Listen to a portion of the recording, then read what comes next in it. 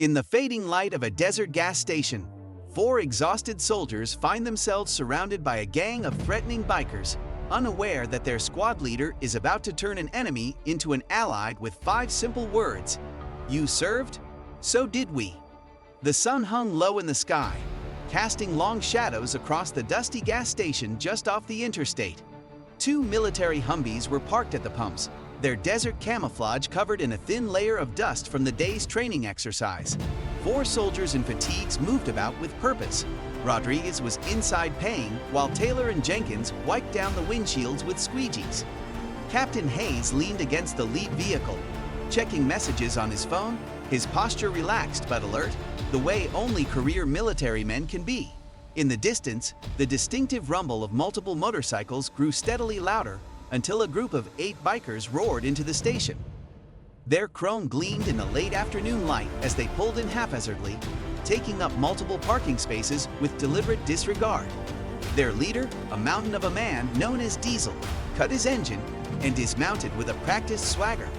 His weathered face bore the scars of countless fights, and his eyes narrowed as he spotted the military vehicles.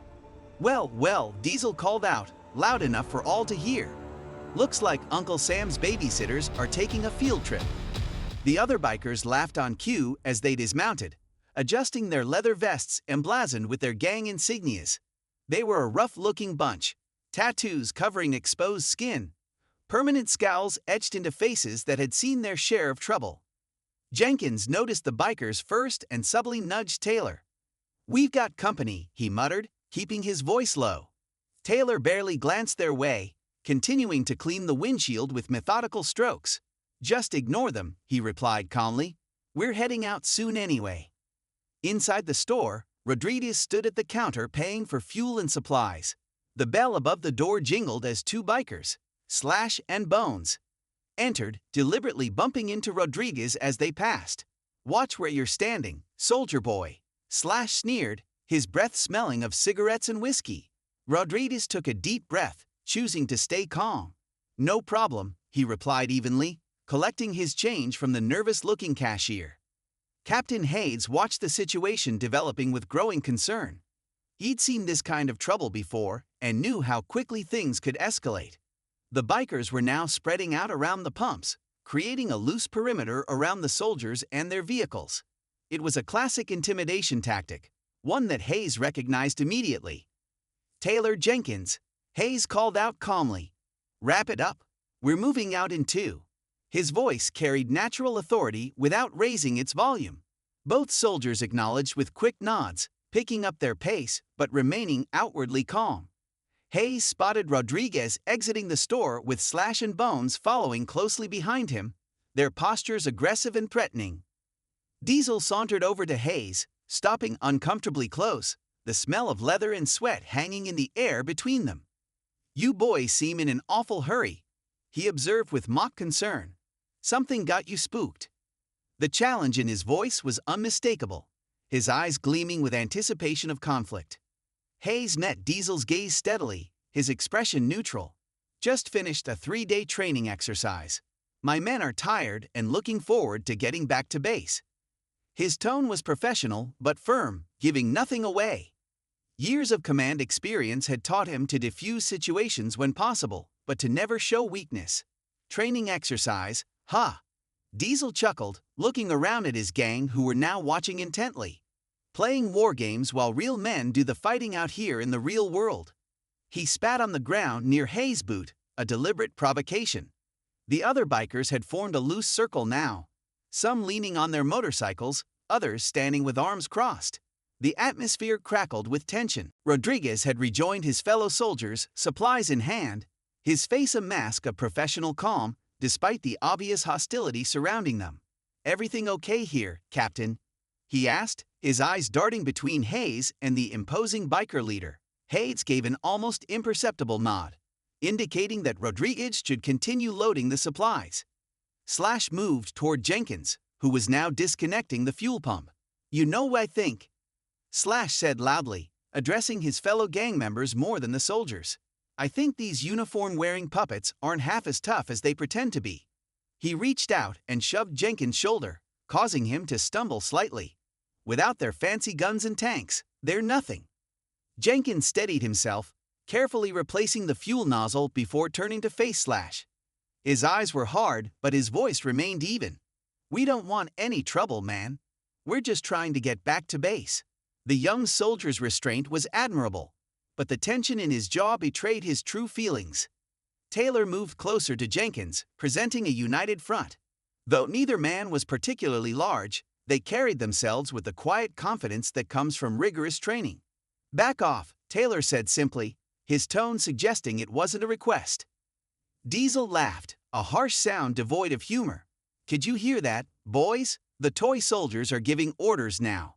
He gestured expansively to the empty highway beyond the gas station. "I don't see any military base around here. This is our territory, and we don't take kindly to being told what to do by government lapdogs." The situation was deteriorating rapidly. The bikers began closing the circle tighter, some pulling out chains or brass knuckles from their pockets. The gas station attendant had locked himself in the store, phone in hand, clearly calling for help. But help would be at least 20 minutes away in this remote location. Hayes made a quick assessment. 4 trained soldiers against 8 aggressive bikers with possible weapons. Not good odds in a direct confrontation, especially with civilians potentially caught in the crossfire. He needed to de-escalate or find leverage fast. The tension in the air had become almost palpable, hanging heavy like the threatening storm clouds that had begun to gather on the distant horizon. Captain Hayes stood motionless, his eyes carefully tracking the movements of each biker as they continued to close ranks around his men. 20 years of military service had taught him to recognize the precise moment when posturing turns to violence, and they were rapidly approaching that threshold. The bikers' body language had shifted subtly, weight transferring to the balls of their feet, hands drifting toward pockets where weapons likely waited, jaws setting with determination. Hayes had seen this dance before, in back alleys of Baghdad and mountainous outposts in Afghanistan. The venue might be different, but the choreography of impending conflict remained eerily familiar. Behind the locked door of the gas station, the cashier's panicked face appeared and disappeared as he made frantic phone calls, likely to local law enforcement. Hayes did a quick mental calculation. Rural location, understaffed sheriff's department, Friday evening. Help would be at least 20 minutes away, if it came at all. They were effectively on their own. His men recognized this too. He could see it in the tight set of Rodriguez's shoulders, the controlled breathing pattern Taylor had adopted, the almost imperceptible shift in Jenkins' stance to create a more stable base. They were good soldiers, disciplined and trained, but they were outnumbered 2-1, and the bikers had the advantage of apparent willingness to escalate beyond what military protocol would allow. Hayes considered their limited options. Direct confrontation was to be avoided, not just because of the numerical disadvantage, but because these were American civilians, however hostile they might be. Retreat was tactically sound, but practically impossible. The bikers had positioned themselves too cleverly, effectively blocking access to the Humvee's driver's side doors. That left de-escalation as the only viable approach, though Hayes harbored no illusions about its likelihood of success, given the bikers' aggressive posturing and clearly established intent to provoke. It was during this rapid tactical assessment that Hayes noticed something he had initially overlooked. A detail on Diesel's vest that stood out among the various patches and insignia that decorated the worn leather. Partially obscured by the gang's emblem was the unmistakable shape of a military patch, faded with age but still recognizable to anyone who had worn one themselves. The distinctive eagle, globe, and anchor of the United States Marine Corps. The revelation wasn't entirely surprising. Hayes had encountered many veterans who had struggled with the transition to civilian life, some finding community in organizations that existed on society's fringes. What was surprising was that Diesel had kept the patch, had chosen to incorporate it into his new identity rather than discarding it entirely. That spoke to something, some lingering connection, perhaps even pride, in his former life. Hayes made a split-second decision to leverage this discovery. If conventional de-escalation wouldn't work, perhaps finding common ground might. It was a gamble, but with limited options and his men's safety at stake, it was a risk worth taking. "Let me ask you something, Diesel," Hayes said, his voice cutting through the tension with unexpected calm. The abrupt shift from silence to direct address caught everyone off guard, momentarily freezing the escalating situation. "That patch on your vest. 3rd Battalion, 5th Marines?" Hayes pointed with deliberate precision to the partially hidden insignia. "You served?" The question landed like an unexpected grenade in the middle of the standoff, disrupting the established rhythm of the confrontation. Diesel's face registered brief shock, then something more complex, a flicker of remembrance, perhaps even vulnerability, quickly masked by a return to his hardened exterior. But Hayes had seen it, that momentary crack in the armor, and he knew he had found a potential opening. 2 tours in Afghanistan, Diesel replied after a beat, his voice gruff, but carrying an undercurrent of something that hadn't been there before, a reluctant acknowledgement of a shared experience that transcended their current adversarial positions. Not that it matters now. The other bikers exchanged confused glances, clearly unprepared for this detour in what had been a straightforward intimidation scenario. Slash, in particular, appeared agitated by the unexpected shift, his fingers tightening around the chain wrapped across his knuckles. The soldiers, meanwhile, remained alert but followed Hayes' lead, recognizing his attempt to defuse the situation through unexpected means. Hayes nodded slowly, deliberately holding Diesel's gaze. 1st Battalion, 7th Marines, he responded, establishing his own credentials. "Did a tour in Helmand Province myself." He didn't elaborate further. He didn't need to. That simple statement conveyed volumes to someone who understood what those words represented. The shared experiences of combat, of brotherhood, of facing mortality in dust-choked valleys and mountain passes half a world away. The parking lot fell eerily silent.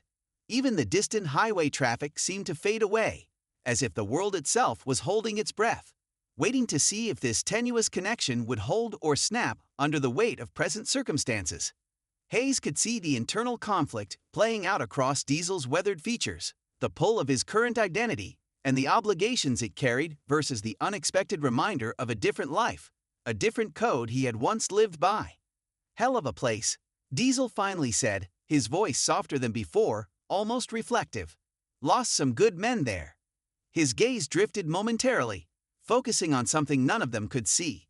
Ghosts from a shared past that had followed both men home. Hayes recognized the 1,000-yard stare. He'd seen it in too many veterans' eyes, had felt it creep into his own during quiet moments when the carefully constructed barriers between past and present temporarily failed. Too many, he agreed simply. On all sides. A subtle shift had occurred in the dynamic between them. Not friendship, certainly not trust, but a grudging recognition.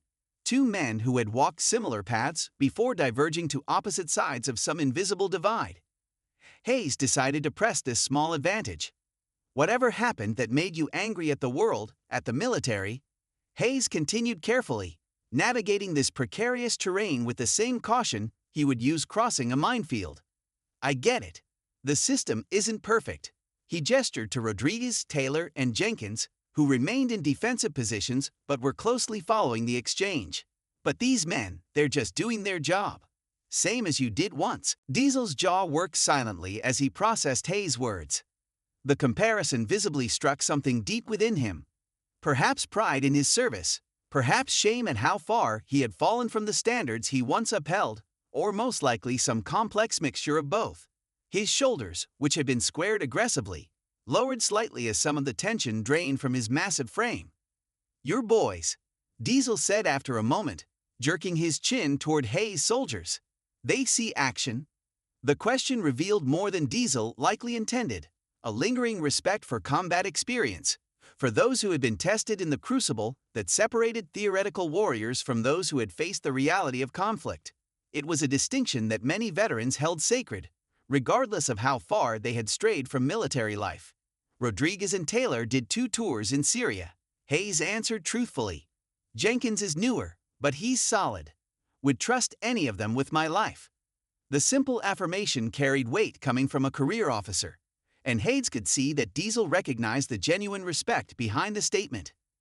The other bikers had begun to shift uncomfortably, sensing the changing atmosphere but uncertain how to respond. They looked to their leader for cues, their earlier bravado replaced by confusion as the confrontation veered into territory they hadn't anticipated. Slash, however, appeared increasingly agitated by the unexpected turn of events. "You're really buying this brotherhood bullshit?" Slash demanded, his voice cutting through the momentary connection that had formed between Hayes and Diesel. "So what if he was a Marine? Doesn't change that he's the enemy now." His eyes narrowed as he addressed Diesel directly. "Or are you forgetting what these government dogs did to Reaper last month? 3 years in federal lockup for what? Because some uniform decided to make an example of him." The reminder seemed to reignite some of Diesel's earlier hostility, his expression hardening as he weighed his conflicting loyalties. Hayes recognized the critical juncture they had reached. The fragile bridge he had begun to construct was in danger of collapsing under the weight of Slash's provocations, and whatever history existed between the bikers and law enforcement. "I don't know what happened to your friend," Hayes said carefully, addressing Slash directly for the first time. "And I'm not here to defend every decision made by anyone with a badge or a uniform." He kept his tone measured, authoritative without being condescending. "But escalating things here today won't help your friend, and it sure as hell won't end well for anyone." Diesel's gaze had never left Hayes throughout this exchange, studying him with an intensity that suggested he was seeing beyond the uniform to measure the man beneath. Something in Hayes' straightforward approach seemed to resonate with him, perhaps reminding him of officers he had respected during his own service. "The Corps teaches us to pick our battles wisely," Hayes added quietly, speaking now directly to Diesel, appealing to the Marine that still existed somewhere beneath the biker exterior. "This isn't worth the cost. Not for you, not for us." The parking lot fell silent again as Diesel weighed his options. The other bikers waited for his decision, their body language suggesting they would follow his lead regardless of which way he chose to go. Even Slash, for all his bravado, deferred to Diesel's authority within their hierarchy. The parallel to military chain of command was not lost on Hayes. Some structures remain ingrained regardless of the context. "Your men conducted themselves with discipline," Diesel finally said, his tone suggesting this was significant praise coming from him. "Most civilians would have escalated by now, started running their mouths or worse." There was a begrudging respect in his assessment, one warrior acknowledging another's training and control. Hayes inclined his head slightly, accepting the compliment for what it was. "They're good soldiers," he replied simply. The tension was visibly dissipating now, like air slowly releasing from a balloon. Several of the bikers had relaxed their postures, some even drifting back toward their motorcycles as they sensed the confrontation winding down. Only Slash remained coiled tight, his face contorted with barely suppressed rage at what he clearly perceived as a betrayal of their original purpose. "Don't tell me you're going soft because this guy claims to be a jarhead," Slash spat, stepping forward with renewed aggression. His eyes were wild now, darting between Diesel and Hayes. Who cares if he was a Marine? He's nothing but a government puppet now. The chain in his hand caught the dying sunlight as he adjusted his grip, preparing to strike. Someone needs to teach these uniform-wearing pricks a lesson. In that moment, Hayes saw the situation balancing on a knife's edge. Diesel's expression had darkened at Slash's insubordination, but whether that anger would be directed at Slash or redirected toward the soldiers remained uncertain. The fragile connection Hayes had established was being tested, the outcome hanging on how Diesel would respond to this direct challenge to his authority. Without warning, Slash lunged forward, the heavy chain arcing through the air toward Hayes' head with deadly intent, setting in motion a sequence of events that would determine whether violence or understanding would ultimately prevail. Time seemed to slow as Slash's chain sliced through the air toward Captain Hayes' head. The captain had registered the attack before it even began. The subtle weight shift, the tightening grip on the chain, the flash of malice in Slash's eyes. These were the telltale signs that Hayes had been trained to recognize through years of combat experience. His body responded before his conscious mind could fully process the threat, muscle memory and instinct taking over in a fluid sequence of movement that appeared almost choreographed in its precision. Hayes pivoted slightly to his left, the chain whistling past his ear, close enough that he could feel the displacement of air against his skin. In the same continuous motion, his right hand shot up and captured Slash's wrist at precisely the moment when the momentum of the missed strike left the attacker off balance. Hayes' grip was neither tentative nor unnecessarily cruel. It was the exact application of force required to accomplish his objective. With a subtle twist and redirect, he used Slash's own forward momentum against him, steering the biker's considerable mass toward the side of the Humvee. The impact was both substantial and controlled. Slash's face connected with the vehicle's metal exterior with enough force to stun, but not enough to cause permanent damage. A calibration of violence that spoke to Hayes' exceptional training.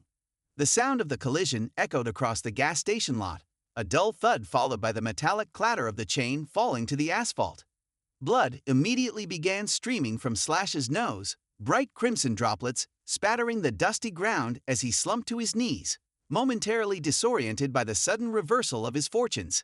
The entire sequence had taken less than 2 seconds from initiation to completion.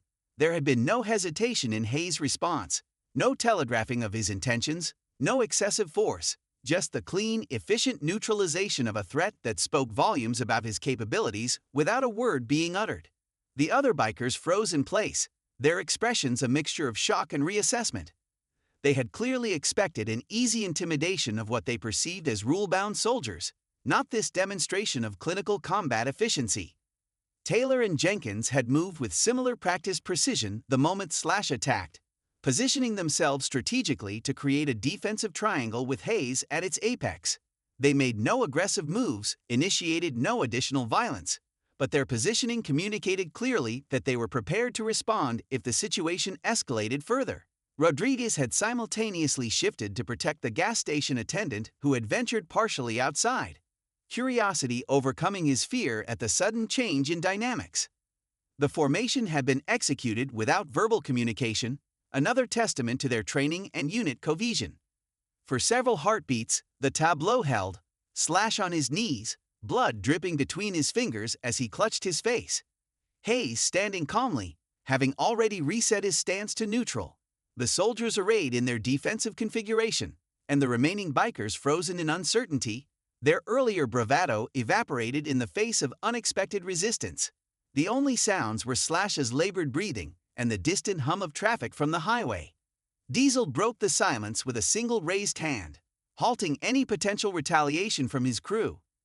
His expression had transformed completely, the earlier hostility replaced by something more complex, a reluctant respect mingled with nostalgic recognition.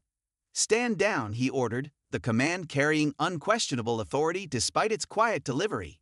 His eyes remained fixed on Hayes, studying him with renewed interest. "Looks like you boys haven't forgotten your training." The tension in the air shifted, not dissipating entirely, but transforming into something less volatile. The bikers exchanged uncertain glances but complied with their leader's command, stepping back and lowering hands that had been reaching for concealed weapons. Slash scrambled awkwardly to his feet, still clutching his bloodied nose, humiliation burning in his eyes as he retreated toward the safety of his brothers. Blood continued to seep between his fingers, dripping onto his leather vest in a visible reminder of his failed aggression. Hayes maintained his composed demeanor, neither gloating over the successful defense nor appearing apologetic for his actions. He simply nodded acknowledgement of Diesel's observation. "We didn't forget," he replied evenly, his tone devoid of challenge or bravado. "And we don't want trouble, but we will defend ourselves if necessary." The statement was delivered as simple fact, not a threat, not a boast, just a clear establishment of boundaries that carried the weight of demonstrated capability behind it. The words hung in the air between them, an understanding passing between two men who recognized the language of controlled violence and respected clear limits. Diesel considered Hayes for a long moment, his weathered face revealing calculations and reassessments occurring behind his eyes. The biker leader glanced briefly at Slash's bloodied face, then back to Hayes and his men, weighing options and consequences with the deliberation of someone accustomed to command decisions. "Slash got what he deserved," Diesel finally declared, loud enough for all his crew to hear. Always was too hot-headed for his own good. The public rebuke of his subordinate established several things simultaneously: acknowledgement that Hayes' response had been justified, reassertion of Diesel's authority within his own hierarchy, and a face-saving path toward de-escalation that allowed the bikers to withdraw without appearing to back down from the confrontation they had initiated. Diesel turned to address his crew directly, his posture straightening almost imperceptibly.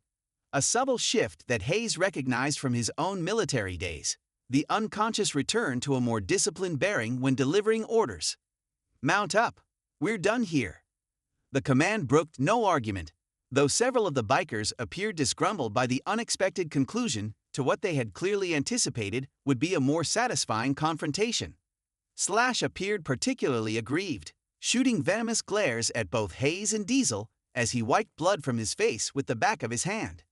"So we're just gonna let them," he began, but Diesel cut him off with a sharp gesture.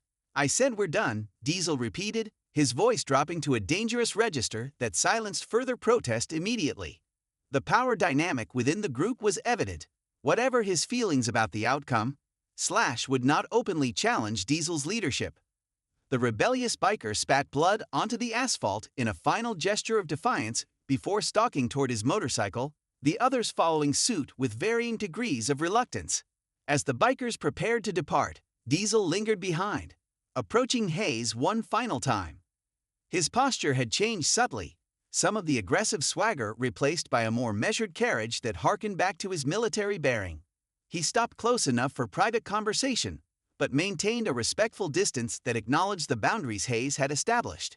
"You know," Diesel said quietly, pitching his voice so only Hayes could hear, "civilian life isn't easy after what we've seen, what we've done."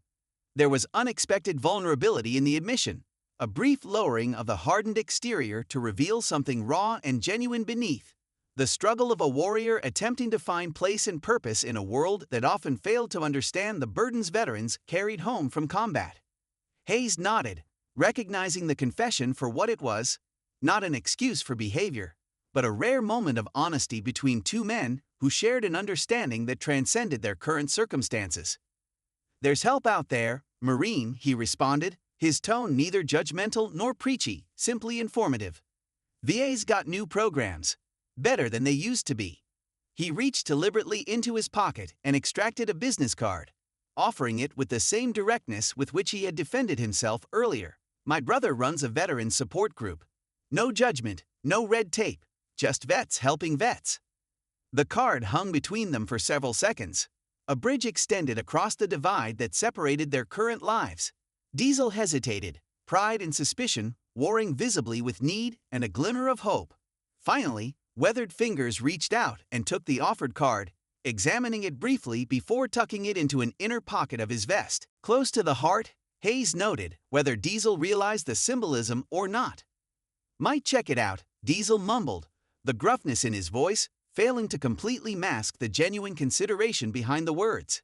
His expression suggested he was already weighing the possibility, imagining an alternative to the path he currently walked.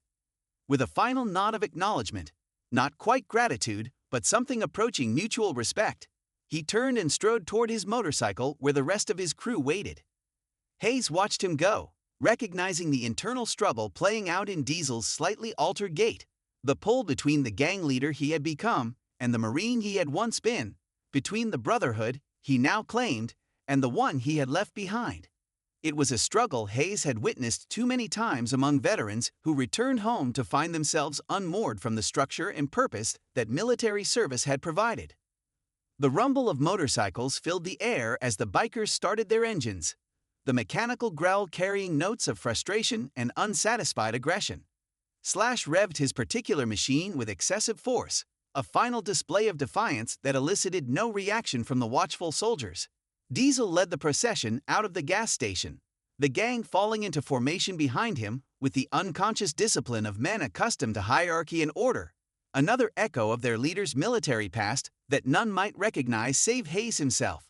As the last motorcycle disappeared around the bend, its taillight winking out of sight, the strange spell that had held the gas station in its grip finally broke completely. The soldiers relaxed their vigilant postures incrementally, exchanging glances that communicated relief mingled with pride in their unit's performance under pressure. They had faced potential violence with discipline and restraint, had protected themselves without escalation, and had perhaps even planted seeds of healing through their captain's unexpected connection with a fallen brother in arms. The sun hung low on the horizon now, painting the scene in amber and gold, transforming the mundane gas station into something almost poetic, a modern-day frontier outpost where a different kind of peacekeeping had just been enacted. Hayes took a deep breath, feeling the adrenaline beginning to ebb from his system, leaving behind the clarity that often followed moments of danger successfully navigated. Area secure, Taylor reported unnecessarily, the formal phraseology a return to comfortable routine after the unusual confrontation. Hayes nodded acknowledgement, his gaze still fixed on the empty road where Diesel and his crew had vanished. The encounter had been brief by any objective measure, perhaps 10 minutes from beginning to end. But something significant had transpired in that short span. Not just a conflict avoided, but possibly a life redirected, a connection re-established to a better version of self that had been temporarily lost, but perhaps not irretrievably so.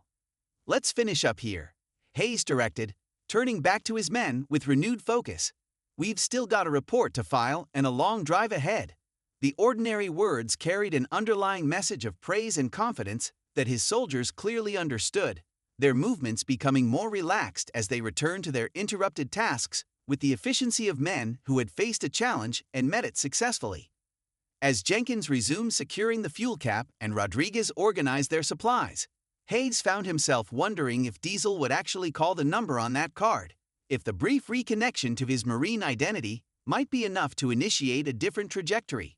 It was impossible to know, of course. Some seeds fell on fertile ground while others withered, and a man's path was ultimately his own to choose. But Hayes had seen the recognition in Diesel's eyes, the flicker of remembrance of who he had once been and perhaps could be again. Sometimes, Hayes reflected, that small reminder was all it took to begin finding one's way back from the wilderness.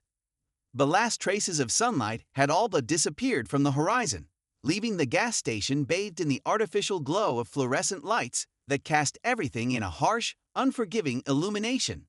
The sudden transition from the golden hour's warmth to this sterile brightness seemed to mark a return to ordinary reality after the heightened intensity of the confrontation. The soldiers moved with practiced efficiency around their vehicles, completing the interrupted tasks of refueling and supply organization with the methodical thoroughness instilled by years of military training. The rhythmic click of fuel caps being secured and equipment cases being latched provided a comforting counterpoint to the lingering echoes of tension that still hung in the air. Rodriguez finished stowing the last of their supplies in the second Humvee, his movements precise and economical despite the fatigue evident in the slight slump of his shoulders. 3 days of intensive field exercises followed by an unexpected confrontation had taken a toll, though he would never admit it. Like many soldiers, Rodriguez wore his exhaustion as a private burden, visible only in the small details, the extra second it took him to straighten up, the barely perceptible tightness around his eyes, the way he rolled his shoulder to ease muscles knotted with stress. Still, there was satisfaction in his expression as he closed the rear compartment with a decisive thud. Mission accomplished despite unexpected complications. Taylor had positioned himself at the edge of the property, establishing a loose perimeter watch out of ingrained habit, rather than any genuine concern that the bikers might return.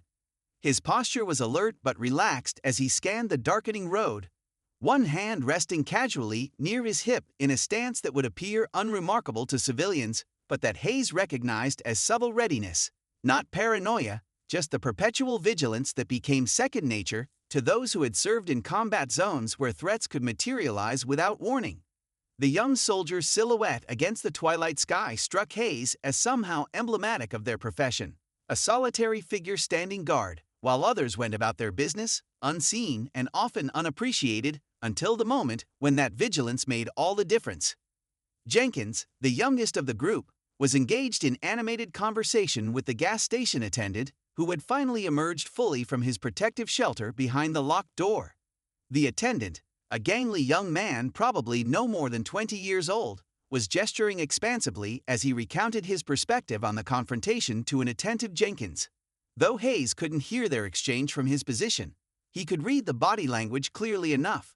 The attendant's excited retelling punctuated by wide-eyed glances toward the spot where Slash had been taken down, Jenkins nodding with the polite attention of someone who understood the civilian need to process and narrativize moments of tension or danger. It was another skill not taught in any formal training, but acquired through experience. The patient listening that helped locals in war zones feel heard, that built bridges between military personnel and the communities they moved through. Hayes himself stood slightly apart, completing the paperwork for their fuel requisition with meticulous attention to detail that belied the events of the past hour. The mundane task of filling out standard government forms provided a grounding counterpoint to the adrenaline that had coursed through his system during the confrontation. There was comfort in routine, in the familiar fields requiring dates and ID numbers and authorization codes, small anchors to bureaucratic normalcy that helped transition the mind from combat readiness back to administrative reality. Yet even as his pen moved across the paper, Hayes remained aware of his surroundings with the heightened sensitivity that never truly disappeared, a persistent gift or burden of his years in combat zones. The distant wail of a siren gradually separated itself from the background noise of the highway, growing steadily louder until the unmistakable red and blue lights of a police cruiser appeared around the bend. The vehicle approached with deliberate speed rather than urgent haste, suggesting the officer had been informed that the immediate danger had passed. The cruiser pulled into the lot with a spray of gravel, its light bar casting rhythmic flashes of color across the scene that transformed ordinary faces and objects into something almost theatrical with each sweep of blue and red illumination. A sheriff's deputy emerged from the vehicle, adjusting his belt with the characteristic motion of law enforcement officers everywhere before approaching with measured confidence. He was middle-aged and carrying more weight than his department's fitness requirements probably recommended, but his eyes were alert and evaluative as they swept the scene, taking in the soldiers, their vehicles, and the gas station with professional assessment. His name badge identified him as Deputy Harkins, and the set of his weathered face suggested a man who had seen his share of trouble in this rural jurisdiction. "Evening, gentlemen," Harkins greeted them, his tone courteous but reserved as he approached Hayes, correctly identifying him as the ranking officer by some subtle cue in his bearing or position. "Got a call about a disturbance involving some of our local motorcycle enthusiasts. Cashier said it was resolved before things got too out of hand." The careful phrasing acknowledged the deputy's awareness of who the bikers likely were without explicitly stating what he might know about their activities or reputation in the area. Hayes nodded, extending his hand in professional greeting. "Captain Michael Hayes, sir. We were just refueling when the bikers arrived. There was a brief confrontation, but we managed to de-escalate the situation." His summary was deliberately concise, providing facts without elaboration, a habit formed through years of after-action reports where clarity and brevity were prized over narrative detail. Deputy Harkins shook the offered hand with a firm grip, his expression thoughtful as he glanced around the gas station once more. These bikers, they were Diesel's crew, the Iron Wolves. The question carried layers of implication: concern about escalating gang activity in his jurisdiction, assessment of potential fallout from the incident, perhaps even subtle inquiry about whether Hayes understood exactly who they had encountered.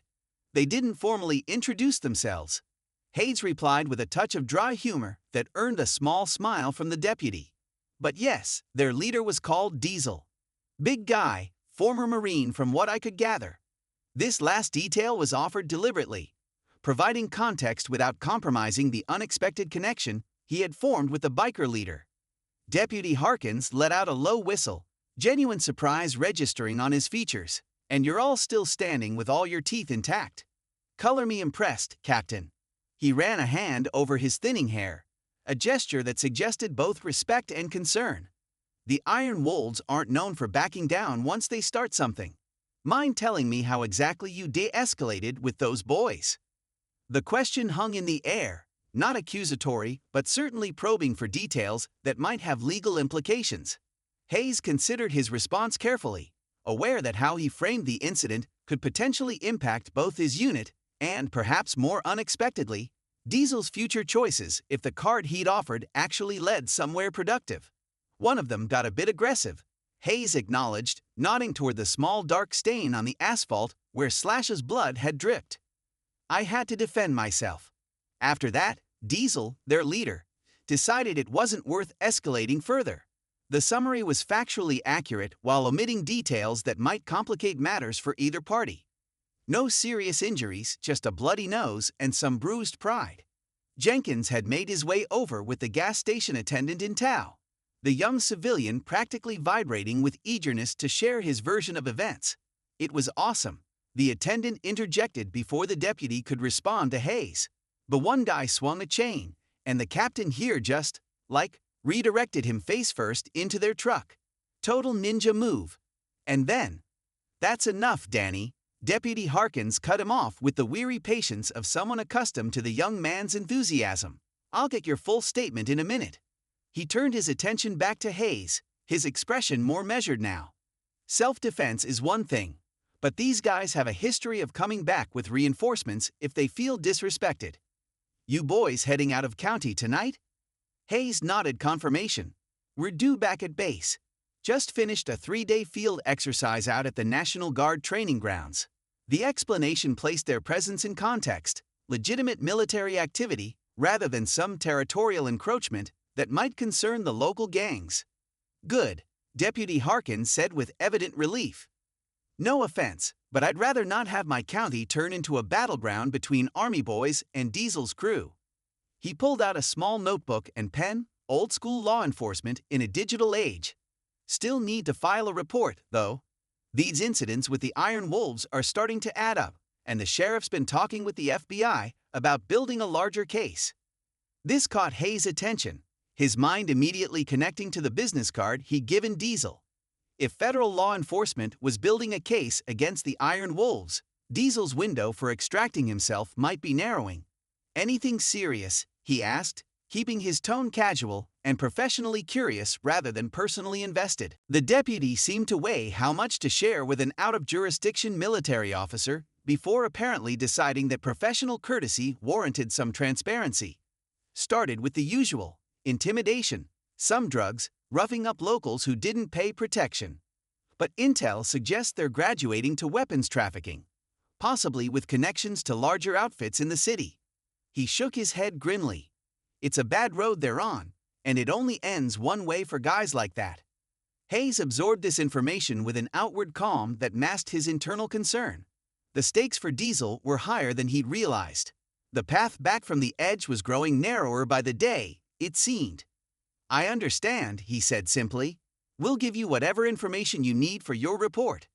The gas station attendant, Danny, as the deputy had called him, had been shifting impatiently during this exchange, still clearly eager to recount his perspective on the confrontation. Deputy Harkins noticed and sighed with fond exasperation.